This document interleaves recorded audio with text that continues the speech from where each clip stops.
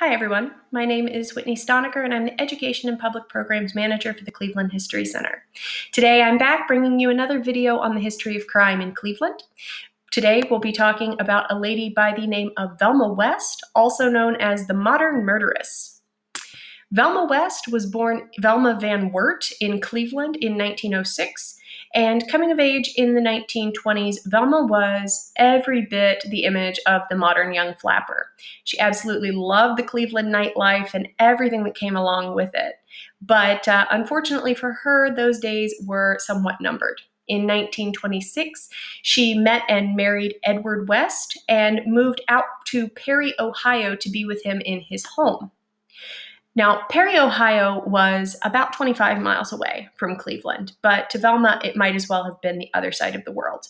As she soon found out, Perry was a very small town that still upheld quite traditionalist values, and this modern city girl just really didn't fit in. So socially speaking, she really had no life in Perry. Her husband realized this, and the two very frequently made trips back to Cleveland, going about 3 to 4 times a week to visit her old friends. This worked for a time, but as Velma would soon find out, she actually married more of a homebody than she once realized.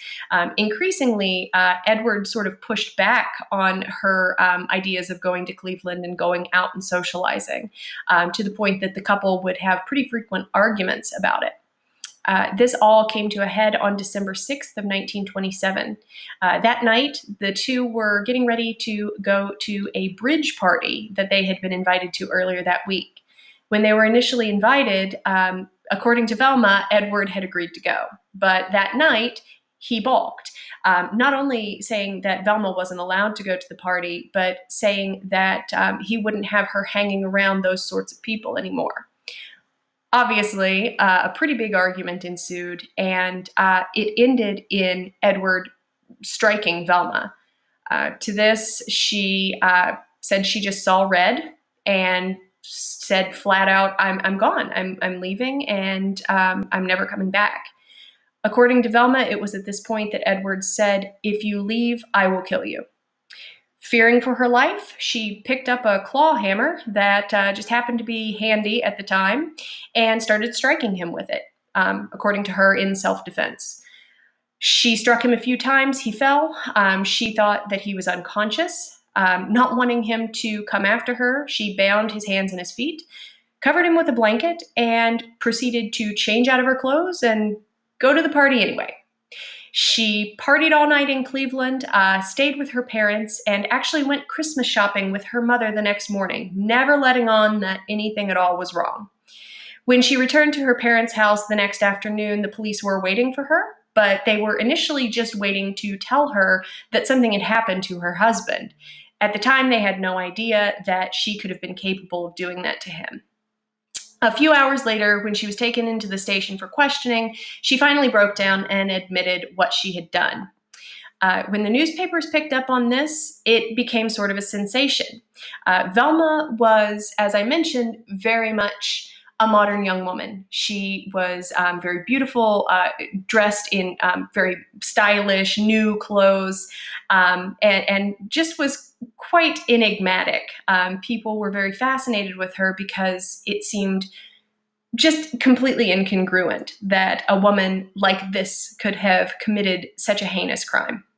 The newspapers continued to follow her story, not speculating so much if she did it, but why. A few different theories arose, and of course, the media played it up for all of the drama that was involved. Speculations ranged from she was abused to she was insane to her even having an extramarital affair with the lady who was hosting the bridge tournament that night. Ultimately, these issues never really got to be fully discussed in court because when the time came to select the jury, Velma took the stand and she pled guilty to second-degree murder in a move that probably spared her the electric chair. She was ultimately sentenced to life in prison at the Women's Reformatory in Marysville. Initially, Velma was pretty hopeful. She thought that she would get out on good behavior, that she would serve some time, she would be paroled, and she would be able to go back to the life that she once knew. Unfortunately, in 1934, they denied her parole, effectively sentencing her to spend the rest of her life in prison. In 1939, knowing this and sort of losing all hope, Velma decided to make a break for it. She and 3 other prisoners escaped the women's reformatory and actually made it all the way down to Dallas, Texas, before being captured and brought back to prison. From there, Velma would live another 20 years behind bars until she died in October of 1959, having lived more than half of her life in prison. I hope you all enjoyed this little overview of a very interesting lady. If you want to read more into her case and the media sensation surrounding it, we do have some more information on our website. I'll put the link right here for you guys. Please be sure to check that out. We have a lot of good information for you, and it's being updated daily, so hopefully there's always something new to check out. Until next time, thank you very much. Hope you all are staying safe and well. Bye.